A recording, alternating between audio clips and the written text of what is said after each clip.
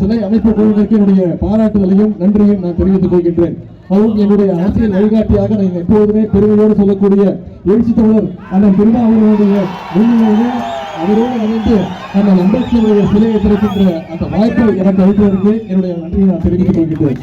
இன்றிலிருந்து தொடங்கி 3 நாட்களுக்கு பல்வேறு அரசு நிகழ்ச்சிகள், கழக நிகழ்ச்சிகள், அதில் முதல் நிகழ்ச்சியாக சிறப்பு வாய்ந்த நிகழ்ச்சியாக அண்ணன் அம்பேத்கருடைய சிலையை திறந்து வைத்துவிட்டு மக்கள் பணியை ஆற்ற அடுத்த 3 நாட்களுக்கு செல்ல இருக்கின்றேன். என்ன தருகின்றது? எவ்வளவு தலைவர்கள் வந்தாலும் நம்முடைய தலைவர் தலைமையிலான நம்முடைய மதச்சார்பற்ற முற்போக்கு கூட்டணி, உங்களுக்கு தெரியும், இந்தியா கூட்டணி அமைச்சாங்க. ஒன்றிய பாஜக அரசு மிருகபாலத்தோடு நாங்கள் ஆட்சி அமைப்போம் சொன்னாங்க. ஆனா கடைசியில் என்னாச்சு? அவங்களால மெஜாரிட்டி பெற முடியல. அதற்கு முழு காரணம் நம்முடைய முதலமைச்சர் அவர்கள், நம்முடைய தலைவர் தலைமையிலான அந்த மதச்சார்பற்ற கூட்டணி. தமிழ்நாட்டில் மட்டும் 39க்கும் 39 தொகுதியை நம்முடைய தமிழ்நாட்டு மக்கள் நமக்கு ஜெயிக்க வச்சாங்க.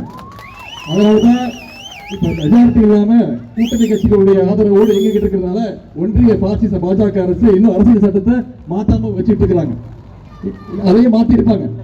அதற்கு தடை போட்டவர் நம்முடைய தலைவர், நம்முடைய தமிழ்நாடு. அதை நீங்க புரிஞ்சு வச்சுக்கணும். எனவே இங்க அந்த திருமாவளவன் சொன்னது போல திராவிட முன்னேற்ற கழகத்திற்கும் விடுதலை சிறுத்தைகள் கட்சி, காங்கிரஸ் பேர் இயக்கம், நம்முடைய கூட்டணி கட்சிகள் தான் வந்திருக்கிறாங்க.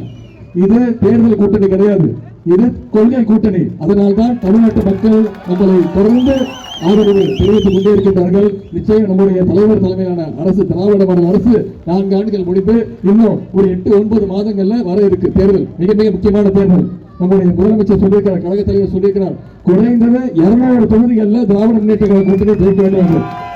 நிச்சயம் வெல்லும். அதுல முதல் தொகுதியாக இந்த கந்தரக்கோட்டை தொகுதியும் இருக்கும் என்று அந்த நம்பிக்கையோடு நம்முடைய முதலமைச்சர் சொல்கிறார், தமிழ்நாடு போராடும், தமிழ்நாடு வெல்லும் என்று கூறிக்கொண்டு இந்த வாய்ப்பை அளித்த இந்த சிலை அமைப்பு குழுவினருக்கும் எழுச்சி தமிழர் அந்த திருமாவளவனுக்கும் என்னுடைய நன்றியை தெரிவித்து நன்றி, வணக்கம். செய்திகளை உடனுக்குடன் தெரிந்து கொள்ள உடனே சப்ஸ்கிரைப் பண்ணுங்க.